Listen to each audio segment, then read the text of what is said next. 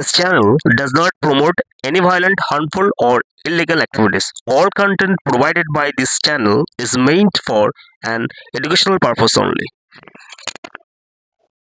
All in one YouTube চ্যানেলে তোমাদের সকলকে স্বাগত। তো বন্ধুরা, আমাদের রাজ্যে চিফ মিনিস্টার মাননীয়া মমতা ব্যানার্জি, তিনি 2010 সালে বা 11 সালে অনেক কষ্ট বা অনেক সংগ্রাম করার পর তিনি ক্ষমতায় এসেছেন। 34 বছরের যে বামফ্রন্ট শাসনের অবসান ঘটিয়ে তিনি ক্ষমতায় এসেছেন। অনেক ইফ বা বাট রয়েছে, অনেক রকমের কমপ্লেন, অভিযোগ সমস্ত কিছু রয়েছে। দেখো, ভালো মন্দ মিলেই সমস্ত কিছু মিলেই সরকার। তোমরা জানো আমার এই ইউটিউব চ্যানেলটিতে আমি প্রত্যেকটা দলের ভালো মন্দ দিক সমস্ত কিছু তুলে ধরি। আমি কারোর পক্ষে নই বন্ধুরা। যে কোনো ইউটিউব চ্যানেল বা যে কোনো মিডিয়া দেখবে শুধুমাত্র একদিকেই টেনে যাবে, একটা তার সেই দল যদি মন্দ করে সেটা তুলে ধরবে না, তাহলে সেটা কখনো মিডিয়া হতে পারে না, একদিকে টানা। কিন্তু একমাত্র আমার ইউটিউব চ্যানেলতেই তোমরা দেখবে প্রত্যেকটা দলের ভালো মন্দ দিক আমি সব কিছু তুলে ধরি। সবাই ভালোটা বলি, খারাপটা বলি, কারণ আমি ইম্পার্শিয়ালস। আমি কারোর কাছে মাথা বিক্রি করতে রাজি নয়। যে ভালো কাজ করছে তারটাও তুলে ধরবো, যে মন্দ করছে সেটাও তুলে ধরবো।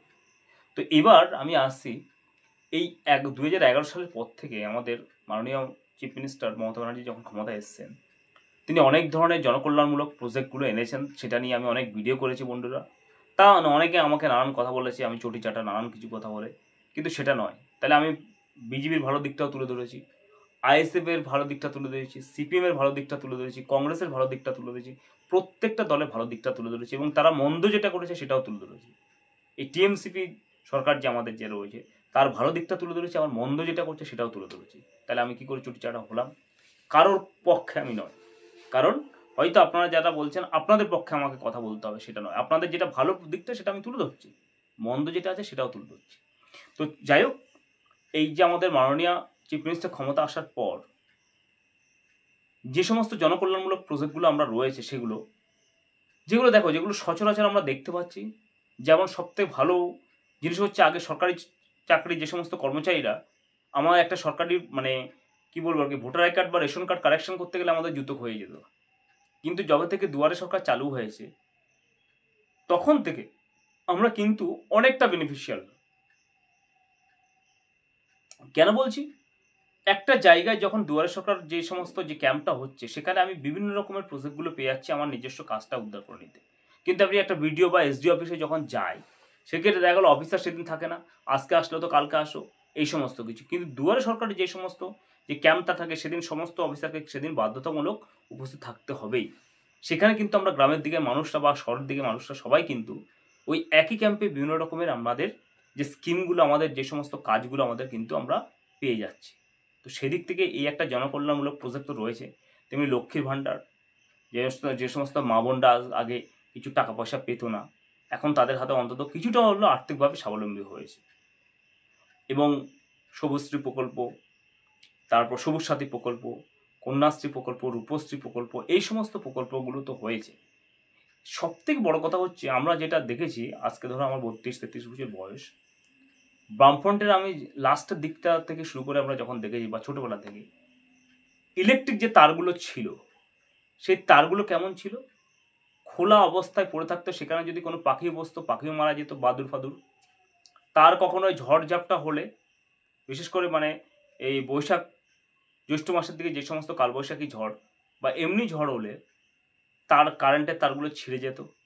440 যেটা রয়েছে বা 220, হ্যাঁ, তো তারগুলো ছিঁড়ে যেত। ছিঁড়ে গেলে সেই তারগুলো জোড়া দিতে 10 থেকে 12 দিন সময় লেগে যেত, কোনোটা 5 দিন 10 দিন, এরকম কারেন্টই আসতো না। যারা এখন বর্তমানে আমার এজে রয়েছে তারা সকলেই জানো। কিন্তু আমরা দেখেছি মমতা ব্যানার্জি ক্ষমতা আসার পর, এই 2-4-5 বছরের পর দেখবে কারেন্ট কিন্তু সেভাবে, বা ইলেকট্রিসিটি সেরকম কিন্তু, পাওয়ার কাট কিন্তু সেরকম হয় না। এটা অস্বীকার কোনো জায়গা নেই। কারণ যদিও কিছু কন্ট্রাকচুয়াল কর্মী নিয়োগ করা হয়েছে, তারা কিন্তু টোটালি পুরো ইনস্ট্যান্টলি কাজটা করে দিচ্ছে। দ্বিতীয়ত, সবথেকে বড় কথা হচ্ছে কি, কেবিল, যে ইলেকট্রিসিটির যে তারগুলো রয়েছে সেগুলোকে কেবিল করা হয়েছে।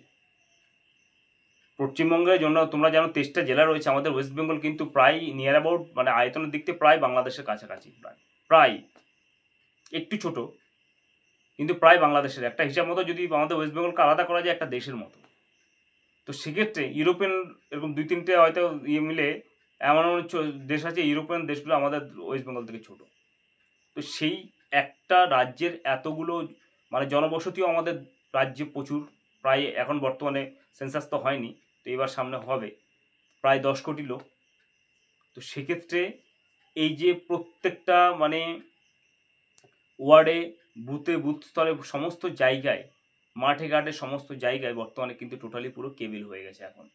এতে সুবিধাটা কি, কেবিল হয়ে যাওয়ার পর পাখিদের যেমন পাখিরা মারা যাচ্ছে না, দ্বিতীয়ত ইলেকট্রিক কাট বা ইলেকট্রিসিটি কাটটা, পাওয়ার কাট যেটা রয়েছে সেটা কিন্তু এখন প্রায় হয় না বললেই চলে। কারণ আগে ঝড় বৃষ্টি হলো কী করতো, তার উপরে গাছপালা পড়ার ভয় ছিল, মানে তোমার শর্ট সার্কিট হয়ে যেতে পারে।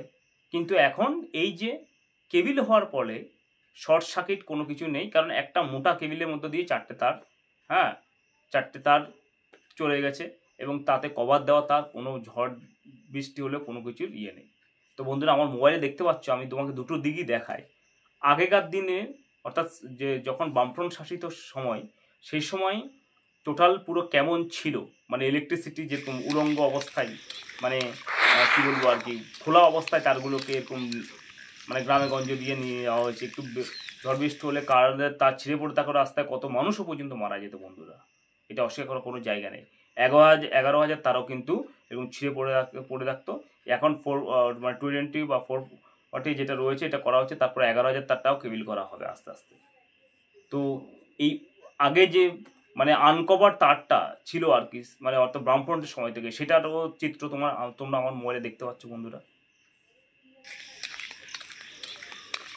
তো তোমরা দেখলে বন্ধুরা, আগের যে সিপিএমের সময় এইটা হচ্ছে, এই তারটা ছিল আর কি এরকম পরিস্থিতি, মানে ডেঞ্জারাস অবস্থা ছিল, বিপজ্জনক অবস্থা।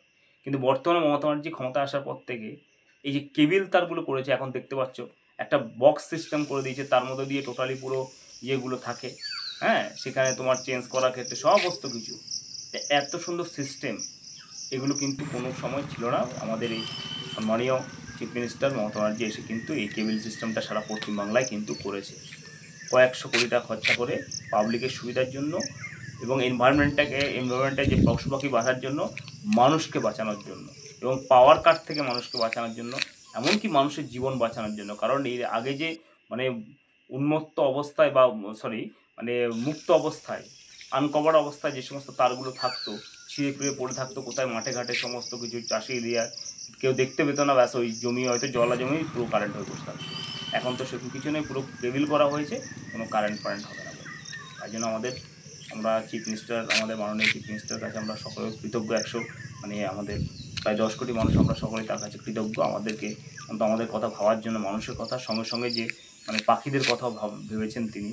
যেভাবে আগে পাখিরা মারতো, বাদুর ফাদুর মরে যেত আর কি, এরকম তার উপরে বসলে, সেটা এখন বন্ধ হয়েছে, মানুষের জীবন বেঁচেছে। কারণ কোথায় তার ছিঁড়ে পড়ে থাকতো, একটা মানুষ মাঠ দিয়ে যাচ্ছে, দেখা গেলো, ব্যাস ওখানেই মানুষটা মরে থাকতো। কিন্তু এখন সেটা না, এখন পুরোটা কেবিল হয়ে গেছে। তার জন্য আমরা তার কাছে কৃতজ্ঞ, আমরা সকলেই আমরা মানে তার দীর্ঘায়ু কামনা করি, তিনি যাতে আমাদের জন্য আরও এই কল্যাণমূলক কাজ জানে করে যেতে পারে বন্ধু। তো আজকে ভিডিওটা এটুকুনি, ভালো লাগলে লাইক শেয়ার সাবস্ক্রাইব করুন, ধন্যবাদ।